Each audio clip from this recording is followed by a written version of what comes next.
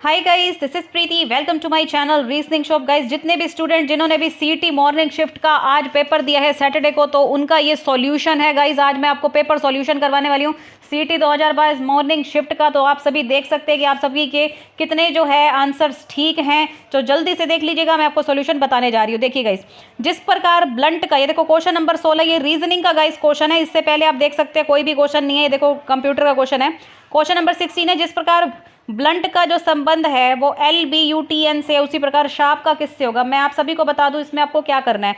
जैसा कि ये देखो आपके सामने लिखा है BLUNT ब्लंट, ठीक है। अब इसका कोड वर्ड है गाइज LBUTN।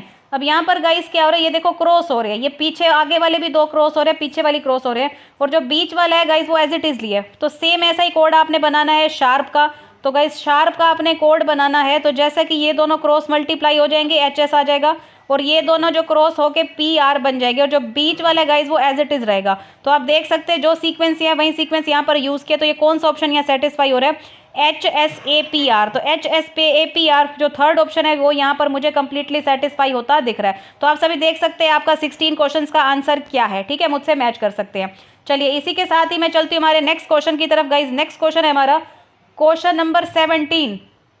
तो गाइस क्वेश्चन नंबर 17 भी कोडिंग डिकोडिंग का है। देखिए जो एंजल्स है, एंजल्स ANGLES,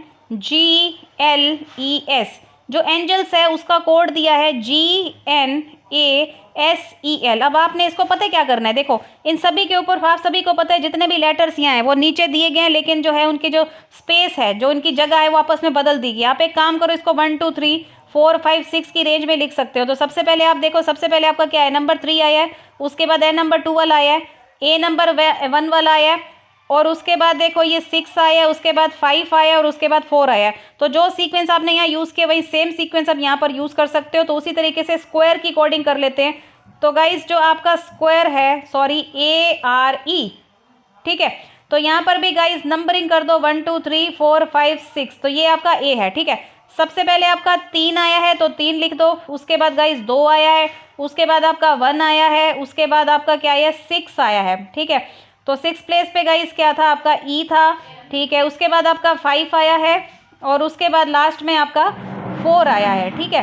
4 मतलब A आया है। तो ये वाला ऑप्शन देखो कहाँ पर है, UQSERA। तो ये जो फर्स्ट वाला ऑप्शन है यहाँ कंप्लीटली सेटिस्फाई होता दिख रहा है। तो आप मुझसे मैच करके देख सकते हैं कि आप सभी का आंसर क्या है, ठीक है। चलिए इसी के साथ ही चलते हैं क्वेश्चन नंबर 18 की तरफ। तो क्वेश्चन नंबर 18 जो है गाइस ये ओड वन आउट का क्वेश्चन है। देखिए आप सभी ना इसको थोड़ा सा पढ़ना सीखिए। देखो पंखुड़ी जो होती है वो फूल में होती है, अंगुली जो होती है वो हाथ में होती है, ईंट जो होती है दीवार में होती है, तो सद्भावना क्या कुर्सी में होती है, नहीं। तो ये फर्स्ट वाला ऑप्शन यहाँ सेटिस्फाई है, ठीक है, ओके। चलिए इसी के साथ ही बढ़ते हैं हमारे क्वेश्चन नंबर 19 की तरफ। तो क्वेश्चन नंबर 19 में क्या है, देखो एक ऐसा संयोजन का चयन कीजिए जिसके अनुसार अक्षरों को व्यवस्थित किए जाने से एक सार्थक शब्द बनाया जा सके। तो आप सभी ने पता क्या करना है, यहाँ से अरेंज करके देख सकते हो सभी के बीच में 5 3 की हायर वेटेज जा रही है। तो सबसे पहले आप अक्षर 5 लो, जैसा कि H है, उसके बाद 3 वाला कौन है, A। तो आप अगर इसको बनाओगे ना, ये देखो स्टूडेंट ने सोल्व भी कर सकता है, सोल्व कर रखा है। तो यहाँ पर आपका बनेगा हैंगर। तो हैंगर का कोड क्या बनेगा, यहाँ पर आप चेक कर सकते हो। ये आपका कोड बनेगा 5 3 2 1 4 6। तो ये जो है आपका जो ऑप्शन नंबर 2 जो है वो यहाँ पर मुझे कंप्लीटली सेटिस्फाई होता दिख रहा है, ठीक है। इसी के साथ बढ़ते गए इस क्वेश्चन नंबर 20 की तरफ। जो क्वेश्चन नंबर 20 है उसके बीच में लिखा है कि जो भी श्रृंखला दी गई है इसके मध्य घटक से दाईं निम्नलिखित में से तीसरा घटक कौन सा होगा। कहने का मतलब गाइज ये है कि पहले तो ये जितने भी लेटर्स हैं इनको सबको काउंट करो। जैसे मैं काउंट कर रही हूँ 1 2 3 4 5 6 7 8 9 10 11 12 13 14 15 16 17 18 19 20 21 22। तो 23 है, इसका मतलब 23 का जो हाफ होगा वही मिडल होगा ना। तो आपको यहाँ पे 11 नहीं लेना, आपको मिडल में 12 लेना है। अब ये वाली गलती कई सारे स्टूडेंट करके आए हैं, ठीक है। तो 23 का जो हाफ लेना है, सबसे पहले 12 लेने और 11 पीछे के छोड़ने हैं। तो आप सबसे पहले 12वां ले लो। 12वां कौन सा है, देखो 1 2 3 4 5 6 7 8 9 10 11 12।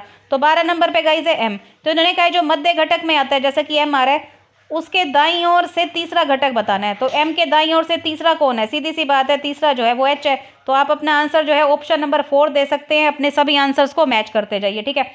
इसी के साथ बढ़ते हैं हमारे अगले प्रश्न की तरफ। गाइज ये देखो, ये जो क्वेश्चन था ये आपका कोई नंबर सीरीज का क्वेश्चन नहीं था। ऊपर ध्यान से पढ़ो, odd term out. Odd term out मतलब ये ओड वन आउट का ही क्वेश्चन था। आप इसमें से आंसर जो है 24 देख सकते हैं, क्योंकि जितने भी लेटर्स हैं ये देखो 5, 15, 20, 25 ये सारे 5 के पहाड़े वाले ही टेबल हैं, वो सॉरी लेटर हैं, ये जो नंबर है आपके। लेकिन जो 24 है वो 5 से रिलेटेड नहीं है, 5 के पहाड़े पे नहीं जाता। आप इस तरीके से भी इसको काउंट कर सकते हो। तो ऑप्शन नंबर 3 जो है आपका 21 का यहाँ सेटिस्फाई होता दिख रहा है। ठीक है, इसी के साथ जो अगला जो है ये जो है आपका सिलोजिज्म है, ऑल कैट्स आर रेड्स वाले क्वेश्चन, ये आपको मैंने बहुत अच्छी तरीके से कराए हैं। तो यहाँ पर देखिए क्या आंसर होगा। तो सबसे पहले गाइज इसमें आपको क्या करना है, यहाँ पर आपने देखो सम प्लेट्स आर स्पून, कुछ जो प्लेट्स हैं वो क्या है गाइज, स्पून्स हैं। ठीक है, उसके बाद लिखे सम बोल्स आर प्लेट्स, तो कुछ जो बोल्स हैं वो प्लेट है। इसका मतलब ये जो बोल्स है बीच में आएगा, मैं इसको आपको दोबारा से अच्छे से बना कर दिखाती हूँ। देखो सम प्लेट्स, ये ले ली प्लेट्स, प्लेट्स का जो कुछ पार्ट है गाइज वो क्या है, स्पून है। ठीक है, उसके बाद लिखे सम बोल्स आर प्लेट, इसका मतलब जो बोल्स है, बोल्स का कुछ पार्ट प्लेट है, तो मैंने यहाँ पर सम बोल्स आर प्लेट बना दिया। उसके बाद है ऑल स्पून आर बोल्स। ठीक है, अगर ये ऑल स्पून आर बोल है तो इसका मतलब ये डायग्राम ऐसा नहीं बनेगा। तो इसको मैं थोड़ा सा और क्लियर करती हूँ, जैसा कि इन्होंने लिखा सम प्लेट आर स्पून्स। ठीक है, ये मैंने बना दिया गाइस स्पून। उसके बाद लिखे all spoon are bowls, all spoon are bowls, तो कुछ इस तरीके से बना सकते हो बोल।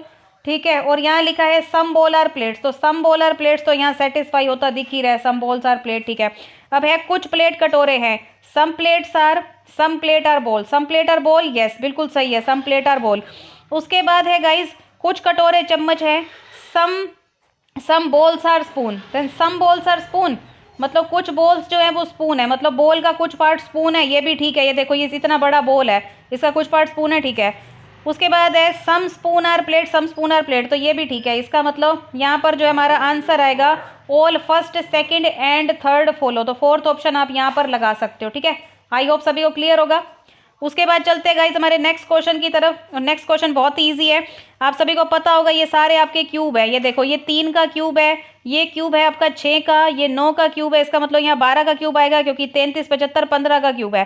तो 12 का क्यूब जो है आपको है 1728, तो इसको यहाँ पर आंसर देके सेटिस्फाई कर सकते हो। ठीक है, चलिए इसी के साथ अगला क्वेश्चन है क्वेश्चन नंबर 24।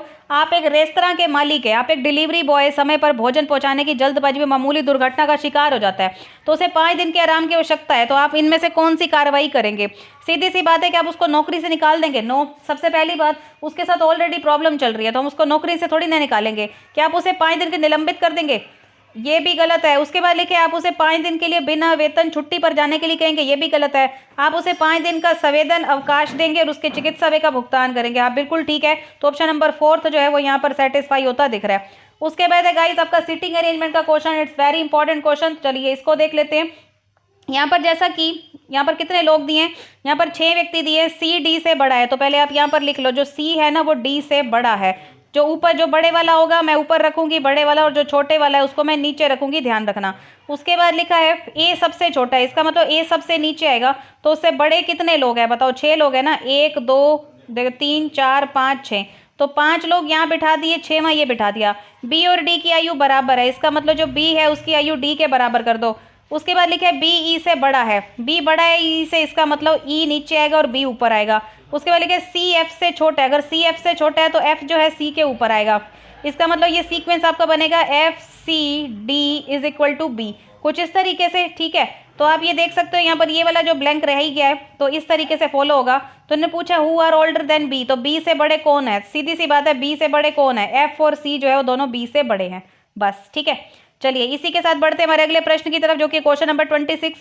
क्वेश्चन नंबर 26 में क्यूब्स दी गए, अगर आप सभी ध्यान से देखो, ये 0 है, ये देखो ये 2 के क्यूब में से 1 लेस है उसके बाद 3 के क्यूब में से 1 लेस है, उसी तरीके से 4 के क्यूब में से 1 लेस करके 63 आंसर दो ऑप्शन नंबर 4, क्योंकि जो अगला है वो 5 के क्यूब में से 1 लेस है और 6 के क्यूब में से 1 लेस है। ठीक है, आई होप क्लियर होगा। उसके बाद लिखे गए दिए गए शब्द के वर्णों का प्रयोग करके बनाए जा सकने वाले शब्द को याद कीजिए, इनमें से कौन सा बन सकता है? देन सिंपली आप देख सकते हो इसमें से एक जो हमें दिख रहा है पॉइजन ही बन सकता है, क्योंकि रिजाइन बन नहीं सकता, क्योंकि इसके बीच में जी अक्षर नहीं है। पॉइजन में देखो पी भी आ रहा है, ओ भी आ रहा है, आई भी आ रहा है। ठीक है, लेकिन यहाँ पर पॉइजन देखा जाए तो यहाँ पर डबल ओ आ रहा है, तो यहाँ पर डबल ओ की बात तो है नहीं, तो डबल ओ नहीं है यहाँ पर, तो डबल ओ नहीं आ सकता, पॉइजन नहीं आ सकता। रिविजिट देखते हैं, RE, ठीक है, RE आ रहा है। विजिट का T नहीं आ सकता। नर्वस देखते हैं, नर्वस में गाइज NER, ठीक है, NER आ गया। उसके बाद है VOUS, V भी आ रहा है, O भी आ रहा है, U भी आ रहा है, S पे। तो फोर्थ ऑप्शन यहाँ पर सेटिस्फाई हो रहा है, ठीक है। तो आई होप सभी को क्लियर होगा। उसके बाद नेक्स्ट देखते हैं, नेक्स्ट है गाइज कोडिंग डिकोडिंग का। यदि किसी कुड भाषा में ओवर एंड अबाउ का जो कोड वर्ड है DAPA TA है, ओल्ड एंड ब्यूटीफुल का SA NAPA है, तो एंड का कोड वर्ड बताना है। तो सबसे पहले गाइज आप यहाँ पर ये देखो कि जो भी वर्ड दोनों में कॉमन होगा उसका आंसर भी कॉमन होगा। यहाँ पर दोनों में कॉमन एंड है ना, तो इसका मतलब इसका कोड वर्ड भी कॉमन कौन सा है, PA है। तो PA दोनों में कॉमन है, आप इसका आंसर जो है वो सेकंड ऑप्शन PA दे सकते हैं, ठीक है। उसके बाद गाइज ये आपका लास्ट क्वेश्चन है रीजनिंग का। भिन्न पद का पता लगाइए जो अलग तरीके से कुटित किया गया है। तो सबसे पहले आप ये देखो, जैसे कि होप लिखा है, मतलब होप HOPE, ठीक है। हम एक काम कर सकते हैं, इनको 1 2 3 4 कर सकते हैं। तो इनका कोड वर्ड क्या बनाएंगे, पहले देखते हैं। पहले E आया है, फिर आपका H आया है, नंबर 1 आया है, फिर P आया है, और फिर उसके बाद क्या है आपका 2, मतलब 4 1 3 2 में किया। उसी तरीके से ट्यून है, ट्यून को भी आप 1 2 3 4 करके देख सकते हैं, 1 2 3 4। तो इसके बीच में देखो पहले 4 आना चाहिए, ठीक है। उसके बाद क्या आना चाहिए, 1 आना चाहिए, 1 आया है, फिर आपका 3 आना चाहिए, और फिर आपका 2 आना चाहिए। तो ETNU ये भी सेटिस्फाई है। उसी तरीके से हम मोर का देखते हैं। तो मोर में क्या 1 2 3 4, इसको अगर आप करके देखोगे तो सबसे पहले क्या आना चाहिए आपका 4 आना चाहिए, ठीक है, 4 आना चाहिए। उसके बाद 1 आना चाहिए, उसके बाद आपका 3 आना चाहिए, और उसके बाद आपका 2 आना चाहिए, ठीक है। देन R, ये देखो ये EMRO, ठीक है। तो EMRO ये वाला गलत है, सिंपल सी बात है। पहले नंबर 4 आएगा, उसके बाद आपका नंबर 1 आएगा। तो नंबर 1 तो यहाँ पर आ नहीं रहा, तो यहाँ पर थर्ड ऑप्शन आप आंसर देख के सेटिस्फाई कर सकते हो, ठीक है। तो आई होप सभी को क्लियर होंगे। उसके साथ जो मैथ्स का सोल्यूशन है मैं अलग से डालूंगी। इसमें अभी सिर्फ मैंने अभी फिलहाल रीजनिंग का सोल्यूशन ही डाला है, ठीक है गाइस। तो आई होप सभी को अच्छा लगा होगा। वीडियो अच्छी लगे तो लाइक कर देना, चैनल को सब्सक्राइब कर देना, क्योंकि सब्सक्राइब करने से सबसे पहले नोटिफिकेशन आपको ही मिलता है, ठीक है गाइस। तो मिलते हैं नेक्स्ट वीडियो में। अभी जो इवनिंग शिफ्ट का पेपर भी आएगा वो भी डाल देंगे, डोंट वरी, ठीक है। मिलते हैं नेक्स्ट वीडियो में। आज के लिए बस इतना ही। Thank you so much guys, bye bye, have a nice day, take care.